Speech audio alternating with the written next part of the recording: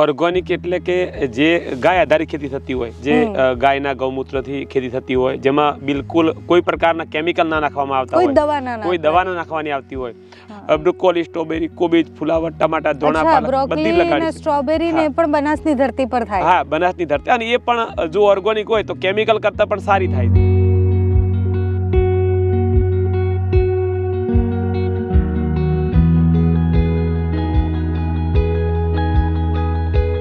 ખેતી માટે હંમેશા એવું કહેવાય કે ખેતી કરવી હોય તો પૈસાની જરૂર પડે. ખેડૂત પાસે પૈસા ના હોય કે પૈસા એટલા ના હોય તો વ્યાજે લઈને પણ ખેતી કરે.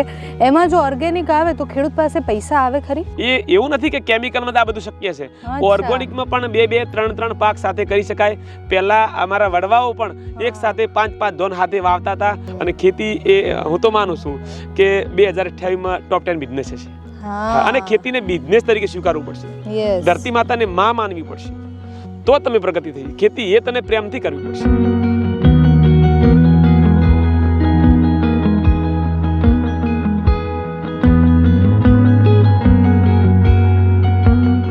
કેટલું ભણેલા છો? શું ભણેલા છો? હું તો 10મું ફેલ છું. અરે બાપ રે. પણ મારે એક ઈચ્છા હતી કે મારા જિલ્લાના ખેડૂતોને 10મું ફેલ શું કરી શકે એ બતાવવું હતું. અને આજે તમને રોલ મોડેલ દેખાઈ રહ્યું છે. સોશિયલ મીડિયાના માધ્યમથી પ્રચાર પ્રસાર મફતમાં થઈ જતો હોય છે, અને લોકો બધા જોતા જ હોય છે. તમારે બસ ખાલી શરૂઆત કરી અને અનુકરણ કરીને શરૂઆત કરવાની.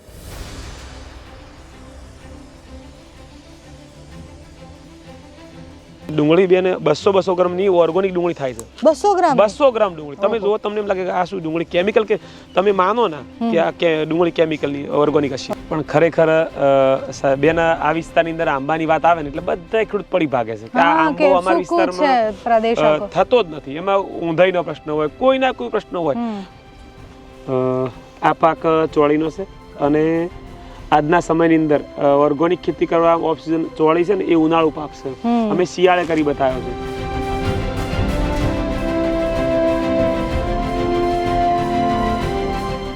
કે અમે ક્યાંક જતા હતા તો અમે કહેતા ખેતી કરો છો, તો લોકો અમને જોઈને મોઢું ફેરવતા હતા.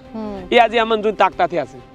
એટલો ક્યાંક ને ક્યાંક બદલાવ આવ્યો છે. આજને ખેડૂતો પર તે દરેકને એમ કે લાગણી થઈ છે, અને ખેડૂતો પર તે માન સન્માન પણ વધી રહ્યું છે. 100% ઓર્ગેનિક વસ્તુનો જમાનો આવવાનો જ છે. લોકોને ચોખ્ખું ખાવું છે, પણ એને કોઈ પ્રૂફ વગર આપશે તો કોઈ નહીં લે. અને સરકાર પણ, રાજ્યપાલ સાહેબ પણ આપણા એ જ મહેનત કરી રહ્યા છે કે ગુજરાતના ખેડૂતો ઝેર મુક્ત થાય અને એમને ઝેર મુક્ત ખાતા લોકોને બંધ કરે. તો બધા કે તૈયાર છે, બસ ખાલી ખેડૂતને તૈયાર થવાનું બાકી છે.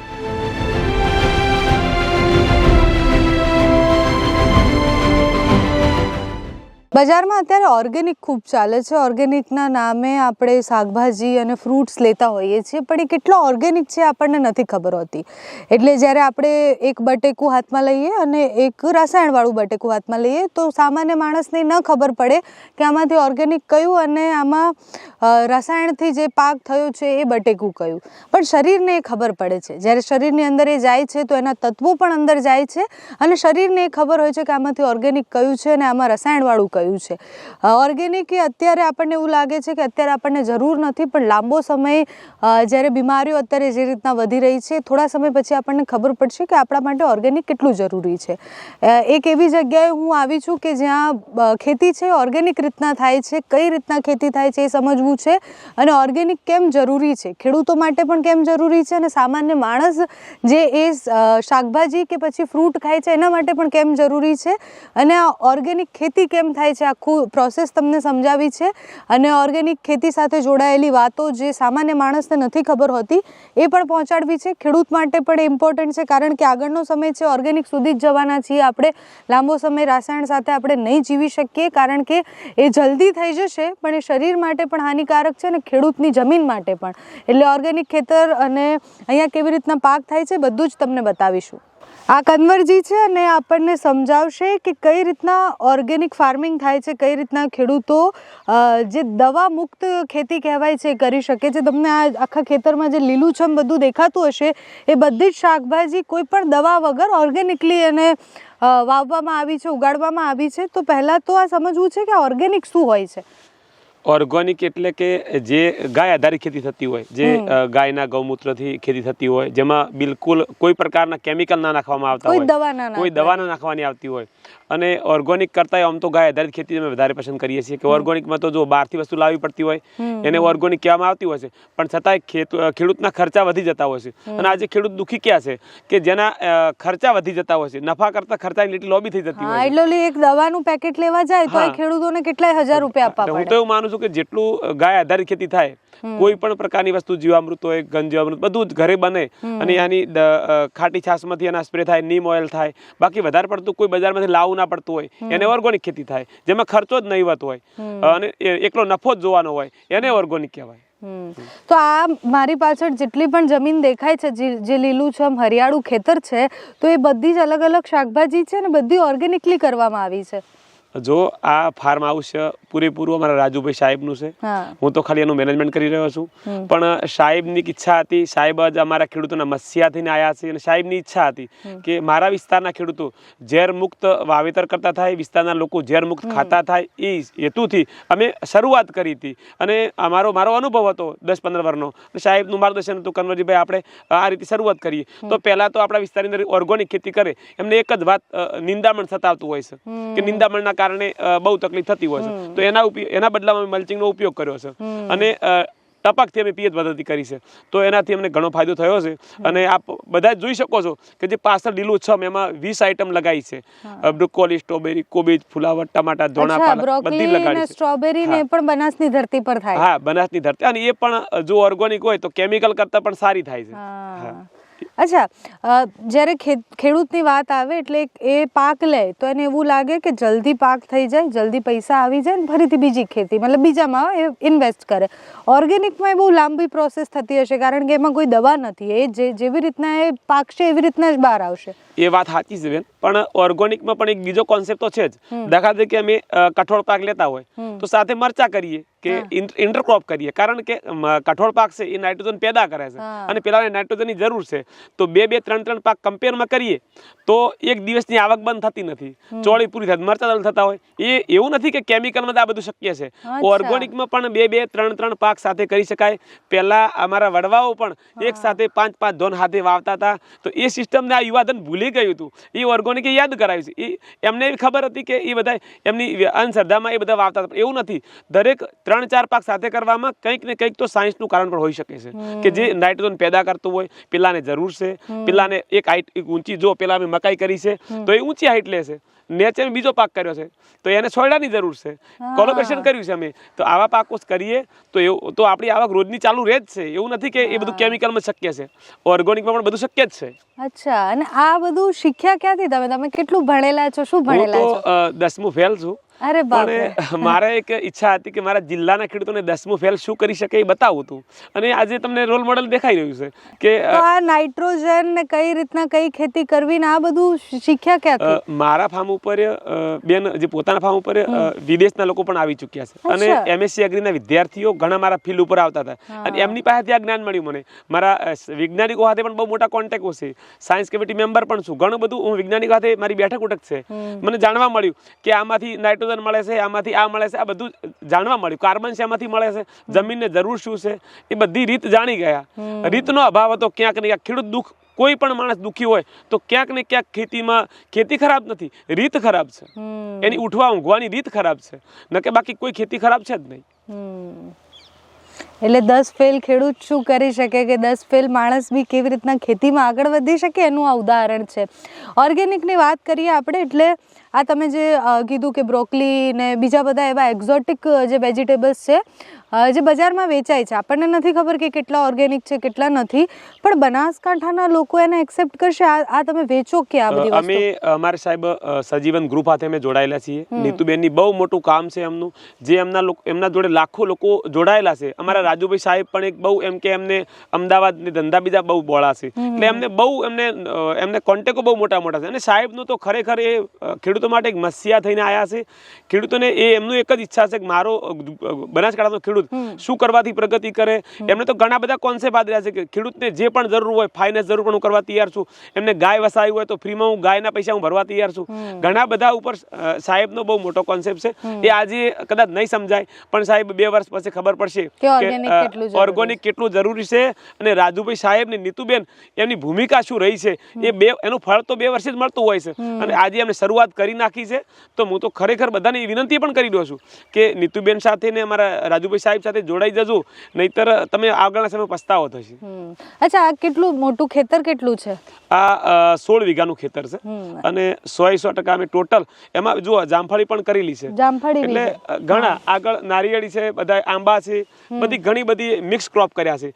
જેને એકને આની જરૂર છે, એકને આની જરૂર છે, એ રીતના કોલોબરેશન વાળા ક્રોપ કર્યા છે. બધા એકબીજા વગર ચાલે ના એ રીતનો મેં પાક કર્યા છે. આ શું છે? આ મેથી છે. આ મેથી છે કાશ્મીરી. એને એકવાર કટિંગ કરી એટલે બીજી વાર આવે, ત્રીજી વાર આવે, કટિંગ શિયાળો ચાલુ રહેતી હોય. ફરી હજુ અમે એને બીજા ક્રોપ કરશું જે ઉનાળે આવતું હોય એ ફરી કરશું. ખેડાઈ નહીં કરીએ અમે, બેક્ટેરિયા ડેવલપ જ થઈ જાય અંદર. અને બધી ખેતી બેઠથી કરી છે અમે, જેથી કરીને જમીન પોચી રહે અને અંદર છાણિયું ભરપૂર ભર્યું છે, જેથી કરીને અળસિયા પણ અંદર ડેવલપ થશે. અને ખેડૂતો શું કરતા હોય છે, 2 મહિને 3 મહિને ખેતરને ખેડતા હોય, નેટ કરીને બેક્ટેરિયા ડેવલપ થયા હોય અને પાછું ખેતરને ખેડી ઉલટું કરી નાખે. ક્યાંક ને ક્યાંક ખેડૂત ભૂલો કરતો હોય છે. અમે એવી સિસ્ટમ આદરી છે કે અમારું ખેતર 1 વર્ષ પૂરતું ખેડવું જ ના પડે, બેક્ટેરિયા સેમ ડેવલપ જ થઈ જાય અને ત્યાં બીજા ક્રોપ વાવતા રહીશું અમે. બસ ખેતરને આમને એમ રાખશું.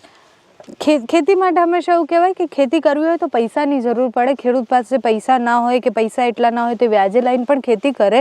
એમાં જો ઓર્ગેનિક આવે તો ખેડૂત પાસે પૈસા આવે ખરી?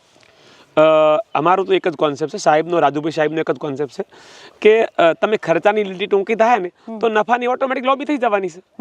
ક્યાંક ને ક્યાંક ખેડૂત ક્યાં દુઃખી છે? ખેડાઈ ખર્ચમાં દુઃખી છે, રાસાયણિક ખાતર લાવવામાં દુઃખી છે, રાસાયણિક ખાતર નથી મળતું, લાઈનોમાં દુઃખી છે. આ રીતે ખેડૂત મેન્ટાલિટી દુઃખી છે. જો એની પાસે બધું ઘણું બધું છે, ગાય છે, ગાયના ગૌમૂત્ર છે, ગોબર છે, બધું જ છે, તો એ વાપરીને ખેતી કરી શકે છે. હું માનું છું કે પૂરેપૂરું એની પાસે કદાચ બજારમાં લાવવું પડતું છે અને પૈસાની ખેતીમાં જરૂર છે જ. એવું નથી કે ઓર્ગેનિકમાં નથી જરૂર છે, પણ તમારા ખર્ચા 100% ઘટી શકે છે અને નફાની લીટી 100% લોબી થઈ શકે છે. તો મતલબ જમીનમાં પણ ફરક હોય છે. અમુક જમીન એવી હોય છે કે જેમાં બહુ જ રાસાયણનો ઉપયોગ થાય છે, તો ત્યાં ઓર્ગેનિક થઈ શકે પાછું? એને બેન વાર લાગશે, કારણ કે એ જમીન રાસાયણિક એટલી હદે વાપરે છે. હાલ અમારા તમાકુના ખેડૂતો જે અમે 1 યુરિયાની થેલી 10 વીઘામાં ના વાપરતા હોય, 1 વીઘામાં 10 થેલી વાપરે છે. 10 થેલી વાપરે છે તો સરકાર 1 થેલી પાછળ 1800 રૂપિયા સબસિડી આપે છે. તો હું તો એટલું કહું છું કે તમે 10 થેલી વચ્ચે બસાવો ને ખાલી યુરિયા ખાતરની, તો તમે કેન્દ્ર સરકારને 18,000 ની મદદ કરી કહેવાય. યુરિયા ના બચાવ્યા ને તો પણ આપણે સરકારે મદદ કરી રહ્યા છીએ. એટલે ઘણા બધા, જો તમે યુરિયા બચાવો તો, અને યુરિયા ખાતરના એક મુઠ્ઠી યુરિયાથી આપણી ભેંસ મરી જતી હોય છે, તો એ ખેતરમાં નાખશો તો એક પણ બેક્ટેરિયા નહીં જીવે. આપણા મિત્ર કીટકો એકે રહેવાના જ નથી. પરમાત્માએ જે સાયકલ બનાવી હતી એ સાયકલને આપણે પોતે તોડી છે. કોઈ જવાબદાર નથી. ખેડૂતનું ઉત્પાદન ઘટવા પાછળ ખેડૂત જવાબદાર છે, બીજું કોઈ જવાબદાર નથી.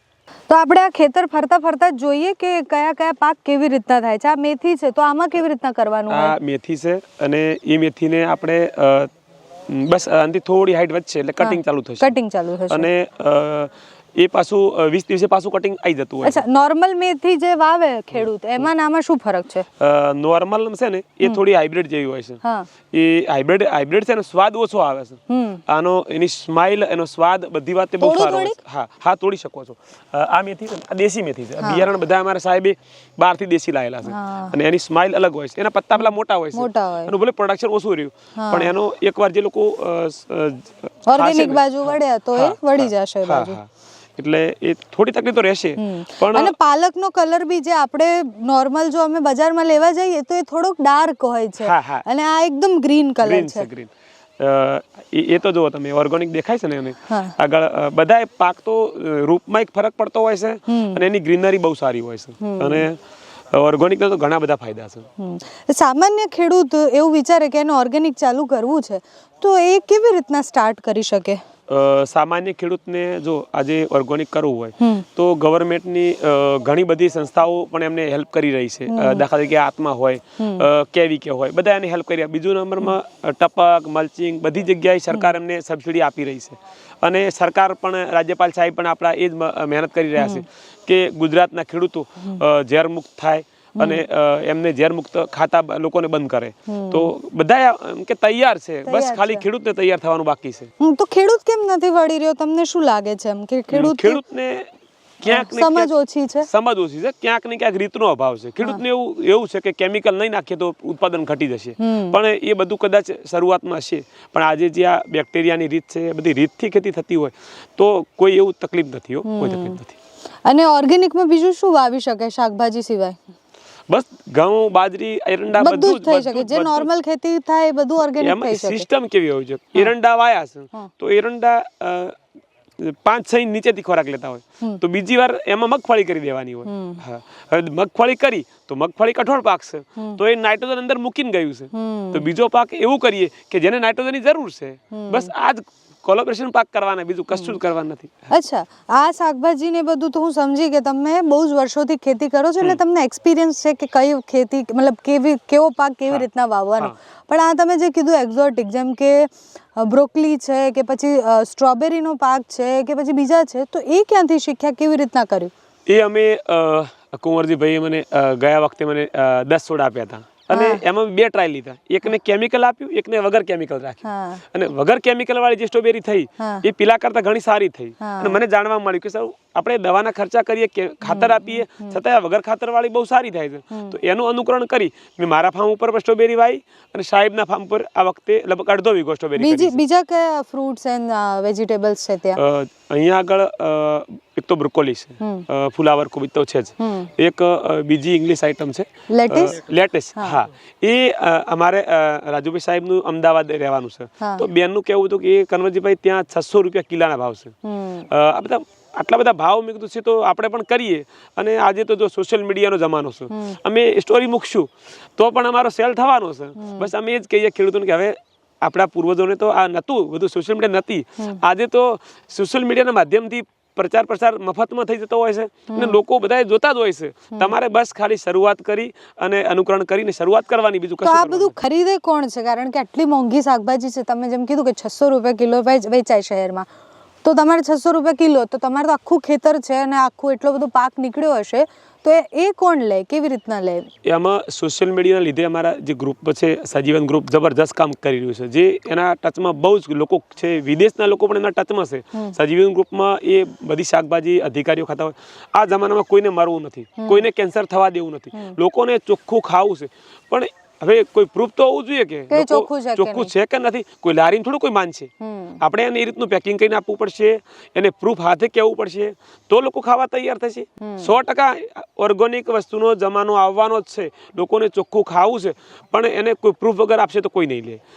ગ્રુપના માધ્યમ થશે. એફપીઓ છે, આ સજીવન ગ્રુપ છે અમારું, રીતુબેનનું, રાજુભાઈ સાહેબનું પણ બહુ એમ કે. આમાં કમાણી કેટલી ખેડૂતની? નોર્મલ પાક લે ખેડૂત, જો દવાથી લે કે એને ડબલ આવતું હશે પાક, અને ઓર્ગેનિકમાં જાય તો કમાણી કેટલી? દાખલા તરીકે જો અમે જે ખેતી કરતા હતા તો એમાં આવક થતી હતી, તો અમારે 60% આવક છે ને અમારી ખર્ચામાં જતી હતી. લેબર ચાર્જમાં, દવામાં, ખાતરમાં, કેમિકલમાં. જો કમાયા છો તો 60,000 રૂપિયા ખાલી 40 વધતા હતા. હવે ઓર્ગેનિકમાં આવ્યા પછી અમે 1 લાખ નથી કમાતા. અમે કમાઈએ છીએ માત્ર 50-60 હજાર રૂપિયા, પણ અમારે પેલો જે ખર્ચો હતો 60 હજાર, એ માત્ર ને માત્ર હવે 5 હજાર થઈ ગયો. અમારો નફો તો એટલો જ રહ્યો ને, એના કરતા પણ વધ્યો છે. નફો વધ્યો કારણ કે 40 બત્તા થઈ જગ્યાએ 60 થઈ ગયા. 5 હજારના ખર્ચામાં વીઘો ખેતી મસ્ત થઈ જતી હોય છે, બીજા ખર્ચા થતા જ નથી હવે. ખેડૂતોને આ બીજ વિશે અને સીડ્સ વિશે કેવી રીતના ખબર પડે? જો એને ઓર્ગેનિકમાં જવું છે તો એ કેવી રીતના જાય? એને ખબર જ ના હોય કે કયા બીજ. પહેલાના લોકો કોઈ હાઇબ્રિડ બિયારણ વાપરતા જ નતા. એ ખેડૂત પાસેથી ઉસીનું પાસીનું કરીને બિયારણ વાવતા હતા. આ તો હવે હાઇબ્રિડનો જમાનો આવ્યો એટલે બધા હાઇબ્રિડ તરફ વળ્યા. થોડા ઘણો ફરક પડશે, પણ જો ખેડૂત, હું તો એટલું માનું, પોતાના જ ખેતરમાંથી રિસર્ચ કરી અને સારા છોડ છોડી મૂકે. બાજરી વાવી હોય તો એને ગમી હોય કે ભાઈ આ છોડ સારા છે તો 50 છોડ છોડી મૂકે, બીજા વરે એનું એ બિયારણ એના ખેતરમાં વાપરી શકે છે.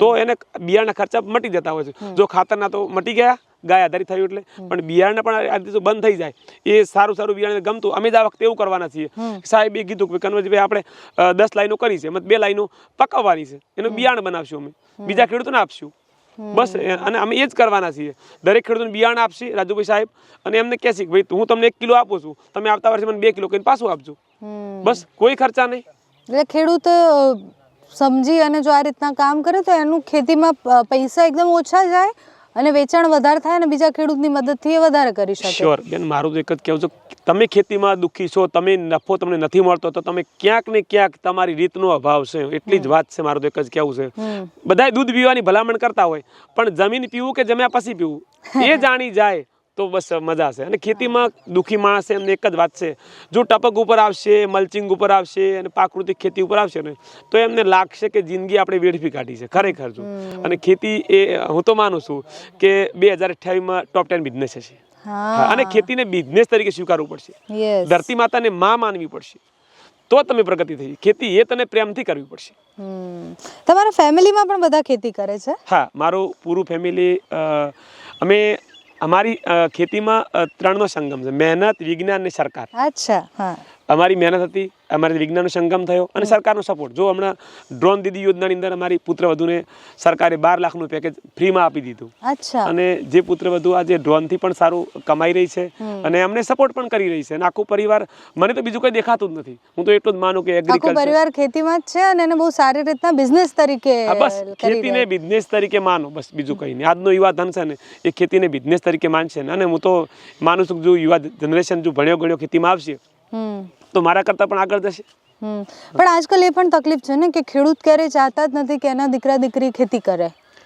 તો બેન આવું બધા ચાહશે તો રોટલી થોડી કોમ્પ્યુટરમાં થવાની છે બધા આવું જ કહેશે કે મારો દીકરો ભણીને ડોક્ટર બને કોઈ કે મારો દીકરો ભણીને વકીલ બને તો ભાઈ ખેડૂત કોણ રહેશે ગામડા ધીરે ધીરે આ તો સારું થયું કોરોનાનું કે કોરોના આવ્યા પછી બધા ગામડા તરફ વળ્યા નહીં તો બધા ગામડું છોડવા માંગતા હતા અરે હું તો એટલું માનું કે અમે ક્યાંક જતા હતા તો અમે કહેતા ખેતી કરો છો તો લોકો અમને જોઈને મોઢું ફેરવતા હતા એ આજે અમને જોઈને તાકતા થયા છે એટલો ક્યાંક ને ક્યાંક બદલાવ આવ્યો છે આજને ખેડૂતો પર તે દરેકને એમ કે લાગણી થઈ છે અને ખેડૂતો પર તે માન સન્માન પણ વધી રહ્યું છે મેં તો ઘણા બધી હમણાં છેલ્લા 2 વર્ષમાં 10 જગ્યાએ રિબિન કાપા મને બોલાયો છે તો લોકો બસ હું એ જ ઈચ્છું છું મને જે માન સન્માન મળ્યું એ મારા ગુજરાતના દરેક ખેડૂતને મળે આમાં રાજુભાઈ સાહેબનો નીતુબેનનો આ જ કોન્સેપ્ટ છે કે બનાસકાંઠો હરિયાળી ક્રાંતિ તરફ વળે બનાસકાંઠો ઓર્ગોનિક ખેતી તરફ વળે અને બનાસકાંઠાના ખેડૂતો સુખી સમૃદ્ધ બને ઓકે 7 હોલનું મલ્ચિંગ તમે લગભગ કોઈ જગ્યાએ નહીં જોયું હોય 7 હોલમાં લસણ કર્યું મેં અચ્છા આગળ ડુંગળી કરી પેલી ડુંગળી છે સામે એ ડુંગળી બેને 200 ગ્રામની ઓર્ગોનિક ડુંગળી થાય છે 200 ગ્રામ ડુંગળી તમે જો તમને એમ લાગે કે આ શું ડુંગળી કેમિકલ કે તમે માનો ના કે આ કે ડુંગળી કેમિકલની ઓર્ગોનિક હશે એવી ડુંગળી અમે ગયા વખતે કરી હતી આ વખતે એનું મોટા પ્રમાણમાં કામ લીધું આનું અમે હું દરેક ખેડૂતોને એવું જ કહું છું કે તમે શરૂઆત કરો નાના બીજ ઉપર શરૂઆત કરો તમને ક્યાંય નુકસાન ના આવે ખેડૂતને છે ને ગુમાવવાની વધારે ઓલી હોય છે કે અમે ગુમાવી દઈશું વધારે અમને સતાવતો તો ડર તો હવે હિંમત આવી છે અને દરેક ખેડૂત ડર તો આવે જ ને કેમ ના આવે પરસેવાના પૈસા એના ખોવરે જતા હોય અને તો એને ડર તો આવે જ ને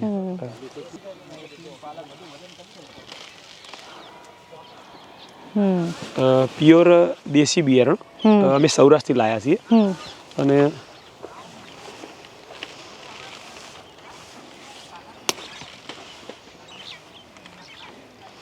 અને આ કેટલું ઓર્ગેનિક કર્યું છે મૂળા 100% ઓર્ગેનિક મૂળા અને લગભગ અમે એક વીઘો કર્યો છે 1 વીઘો હા અને હજુ તો લાલ મૂળા આમાં 100% ગેરંટી કે પાક સારો થશે 100% ગેરંટી અમારી 100% એક પણ જ્યારથી અમે આવ્યા છીએ ને ત્યારે હું પણ જે કરીશ નીતિમત્તાથી કરીશ અને એમાં 100% 100% અમે ગેરંટી સાથે આપી દઈએ કે વગર કેમિકલ વગરનું છે અને એવું નહીં પાક સારો થશે એમ પાક નિષ્ફળ નહીં જાય એની 100% ગેરંટી હોય એમાં એવું છે નિષ્ફળ પણ થઈ શકે છે એવું નથી પણ ખેડૂતને કેવું હશે કે સોર ખાય મોર ખાય ઢોર ખાય છેલ્લે વધે એનું કુદરતી આફત આવે તો કોઈ ગેરંટી થોડી હોય છે પણ હું તો એટલું માનું કે તમે ઓર્ગોનિક ખેતી કરો અને પરમાત્માને હેત અને પ્રેમથી ખેતી કરો ભગવાન પણ તમને સપોર્ટ કરતો હોય છે આ શેનો પાક છે આ બેન વટાણા કરેલા છે મલ્ચિંગ ટપકથી અને સાઈડમાં આંબા કરેલા છે અચ્છા આંબા ને વટાણાનું કોમ્બિનેશન કેમ એટલે હવે આગળના સમયમાં બેન ગરમી વધશે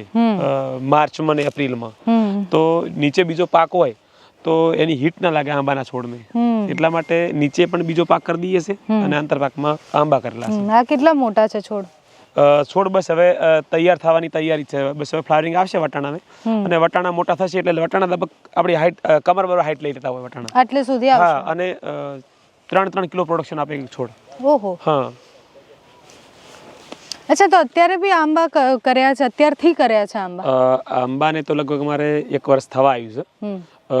આ કેસર આંબાની વેરાયટી છે, અને એનું મેનેજમેન્ટ અનુભવી કરી રહ્યા છે. પણ ખરેખર બેન આ વિસ્તારની અંદર આંબાની વાત આવે ને એટલે બધા ખેડૂત પડી ભાગે છે કે આ આંબો અમારા વિસ્તારમાં થતો જ નથી. એમાં ઊંધાઈનો પ્રશ્ન હોય, કોઈના કોઈ પ્રશ્ન હોય, પણ સાહેબની માર્ગદર્શન અને સાહેબની અને અનુભવીનું જે મેનેજમેન્ટ, એમાંથી ખરેખર આંબા હું માનું છું કે આટલા વધારે વિસ્તારની અંદર આંબા કોઈ વધારે આટલા વાયેલા નહીં, અને સફળ. જો તમે કેટલા હલ્દી છે, ઓર્ગોનિક છે, પણ કોઈ પ્રકારના કોઈ રોગ જ નથી. એટલે ખરેખર આમ કે જે ફાર્મનું નામ પણ કેસર છે અને વેરાયટી પણ કેસર છે. ખરેખર બંનેનું જબરજસ્ત કેસરમાના નામથી એમનું ફાર્મ સાહેબનું છે, પણ ખરેખર આંબા જબરજસ્ત છે હાલના પ્રમાણમાં. આ 1 વર્ષમાં આટલો મોટો આંબો ના હોઈ શકે, અરે કેમિકલ પણ ના હોઈ શકે. હા, અને એ ઓર્ગોનિક કરી બતાવે છે, આટલો મોટો બહુ સારું કહેવાય. અમારા બધા માટે ગૌરવ કહી શકાય. આ પાક ચોળીનો છે, અને આજના સમયની અંદર ઓર્ગોનિક ખેતી કરવા ઓફ સિઝન ચોળી છે ને એ ઉનાળુ પાક છે. અમે શિયાળે કરી બતાવ્યો છું. તો એને ખરેખર જો જે પણ ખેડૂતો આ ખેતી કરવા માંગતા હોય એમને ફરજિયાત આ ગ્રો કવરની જરૂર છે જ. અને આજના આ ગ્રો કવરની અંદર કોઈ પણ ઠંડી લાગતી નથી છોડને.